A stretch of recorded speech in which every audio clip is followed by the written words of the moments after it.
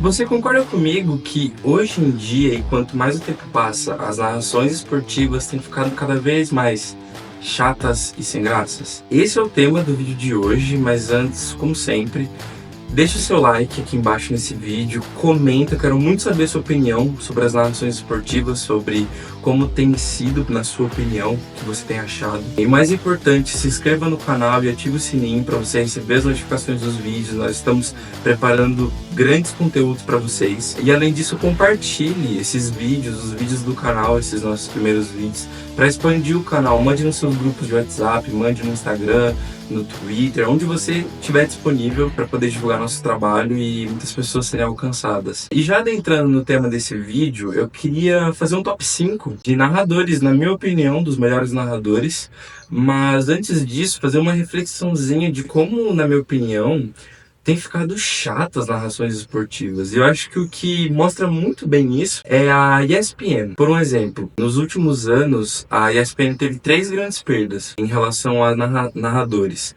Teve a saída do Everaldo Marques, que foi para Globo. Teve a saída do Paulo Andrade, que também foi para Globo, e teve a saída do Rômulo Mendonça, o narrador de NBA, tão famoso pelos seus bordões, que foi para o Prime Video. E principalmente falando de futebol, acredito que ficou muito chato, eu posso dizer assim. Sabe, chega um sábado de manhã, um sábado à tarde, um domingo, sabe, aquela vontade de assistir um jogo da Premier League, um jogo legal. Só que de verdade, você liga a TV ali, você vai no Disney Plus, você vai na ESPN, nos canais, e perde um pouco da vontade até de assistir, sabe? E eu queria dizer que não tem a ver com as mulheres estarem narrando agora. Infelizmente, na minha opinião, até agora não tem nenhuma mulher que se destacou no mercado ao ponto de eu olhar e falar, nossa, essa mulher aqui, ela narra muito bem, olha como ela tem ido bem. Não é machismo ou nada do tipo. É só que precisa, sim, as mulheres, inclusive, precisam ter essas oportunidades. Eu gosto de ter mulheres narrando, mas precisa ter uma mulher ali que vai ser diferente, que vai ser um destaque. E eu acredito que essa nova geração de narradores está muito fraca, sabe? E essa é a minha preocupação. Não é agora, porque hoje nós temos grandes nomes. Eu falei já de alguns, Everaldo Marques, Paulo Antunes, Rômulo Mendonça. Nós temos na Globo, Luiz Roberto.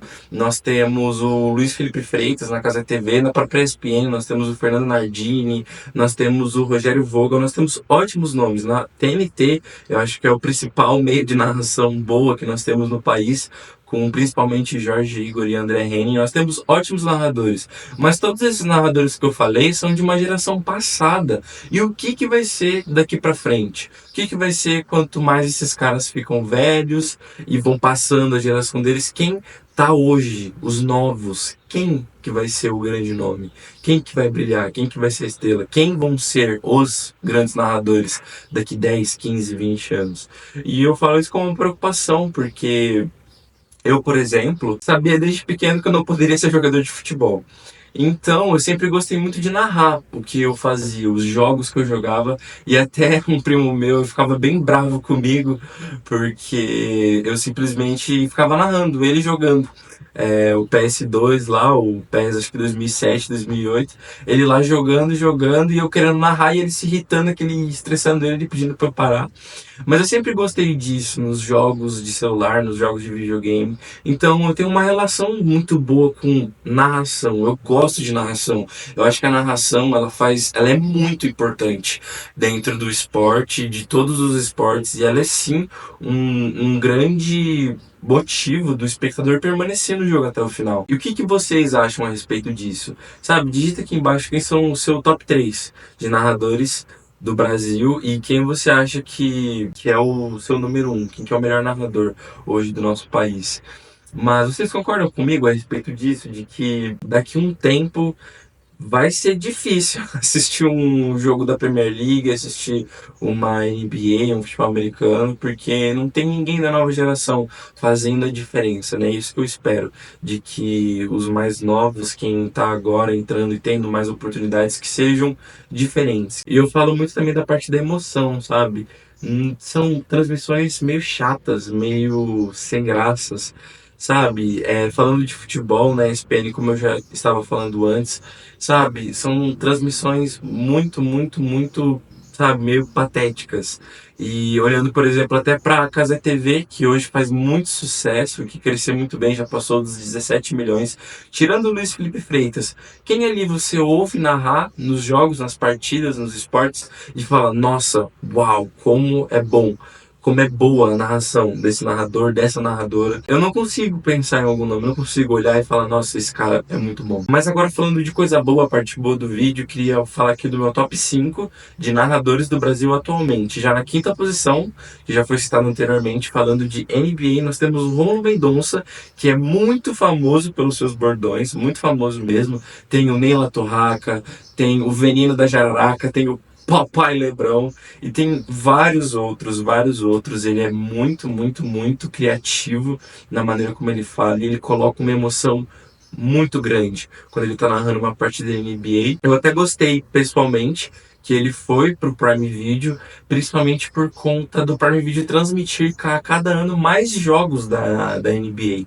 E ele mesmo falou na entrevista que ele fez com o Anthony Curtis, no Além das Linhas, ele falou que para os próximos anos a Amazon também vai fechar o contrato para transmitir as finais. Não vai ser agora da ESPN, não a partir do próximo ano, mas mais para frente já tem, se não me engano, nos próximos 10 anos, 5 finais vão ser no Prime Video e com certeza com o Romulo, com o Bugarelli, com a Alana Ambrosio, que são um trio muito bom para falar de NBA.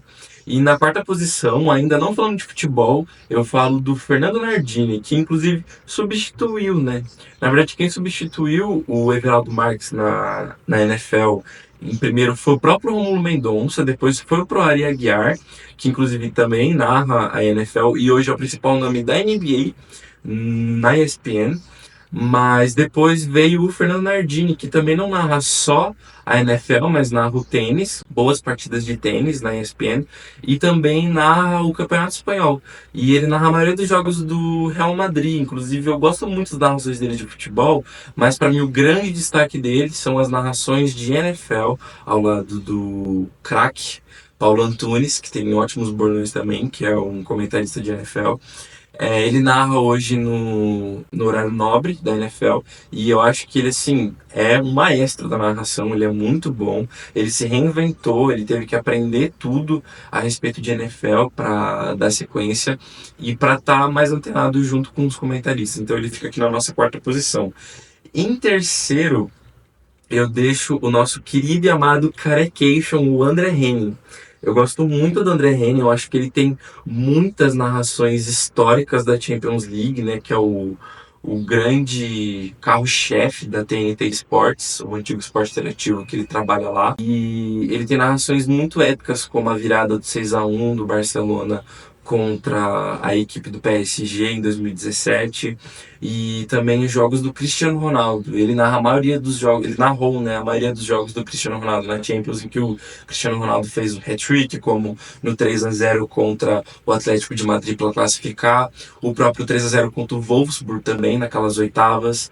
Então deixo aqui na terceira posição o André Henning também pela emoção fantástica, e ele é o narrador das finais da Champions League, ele é muito bom.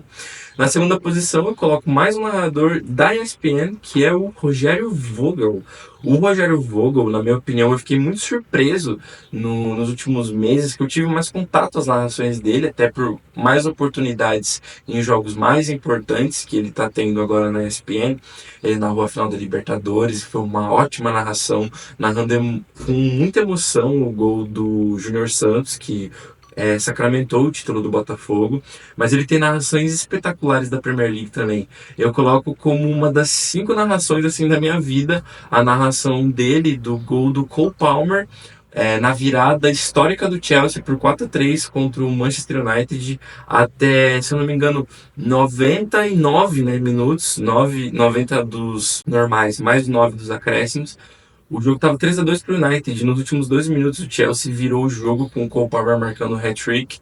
E aquela narração que ele fala: o futebol é a arte do possível. É muito emocionante, é muito boa, até dá um arrepio só de lembrar. E ele tem a famosa narração do Belly Goal, né, que virou até música no passado. Ele ficou muito famoso por essa narração. E ela é muito boa, que se você só ouviu a música, ouve a narração toda. Foi num jogo do Campeonato Espanhol que o Bellingham estava fazendo gol adoidado. na temporada passada, e foi um gol da vitória, se não me engano, contra o Getafe no Santiago Bernabéu, nos acréscimos também. Foi incrível. Ele também tem uma narração do goleiro Pickford, do Everton, que, meu Deus do céu, você precisa ver. É incrível a defesa do goleiro e a narração dele também. Mas em primeiríssimo lugar, eu coloco ele de novo também, da TNT Sports, Jorge Igor. As narrações dele são tão incríveis que até em jogos que ele tá narrando pro Arquibancada TNT Sports, que é lá no YouTube, só a cara dele, a TNT não tem direito de transmitir esses jogos, simplesmente é a voz dele que viraliza, sabe? Como exemplo, a gente tem tanto a final da Libertadores, que ele também narrou muito bem, mas que ficou muito marcado foi a virada do Palmeiras sobre o Botafogo por 4-3. E, tipo, na Globo, quem narrou foi o Luiz Roberto. O Luiz Roberto é um ótimo narrador. E simplesmente ele rouba a cena, assim, porque ele é mágico. Até na narração. Tem mais duas históricas dele na Champions, na minha opinião. É claro, tem várias outras, como agora. Benfica 4, Barcelona 5. O jogo da semana passada foi um baita jogo. E ele narrou de maneira incrível o gol do Rafinha no final. Até ficou rouco, né? Até perdeu um pouco da voz. Mas tem a mais famosa de todas, que é o gol do Tottenham, o gol do Lucas, no último lance contra o Ajax, na semifinal da Champions de 2019, vencida pelo Tottenham, que classificou no finalzinho por 3-2, depois de no agregado estar perdendo de 3-0, fez 3-3 e passou pelo gol fora com o hat-trick do Lucas. E é histórica demais essa narração, mas também a narração do gol do Messi, que ele desconcertou o Boateng, é uma narração incrível do Jorge Igor. E como, tipo, uma curiosidade dessa narração, o Esporte Interativo naquela época não transmitia o jogo ao vivo. Eles gravavam ao vivo, mas só ia pro ar um dia depois. Então olha que incrível, é a voz dele que tá marcada ali. A gente nem lembra, nos outros canais de televisão que passou esse jogo, a gente nem lembra de quem narrou e como narrou, porque o Jorge Igor ficou marcado com uma voz dessa narração. Mas e pra você? Qual que é o seu top 5? Qual que é o seu top 3? Qual que é o seu top 1? Qual que é o melhor narrador do Brasil? Quero que você deixe aqui embaixo nos comentários. E mais uma vez, não se esqueça de se inscrever no canal, deixar o like no vídeo, compartilhar esse canal para quem você puder. Vamos divulgar, vamos fazer esse canal crescer. E também, logo em breve, aqui no link embaixo, tem o nosso Instagram, que está começando também. E vamos juntos nessa caminhada. Um beijo e fiquem com Deus. Tchau!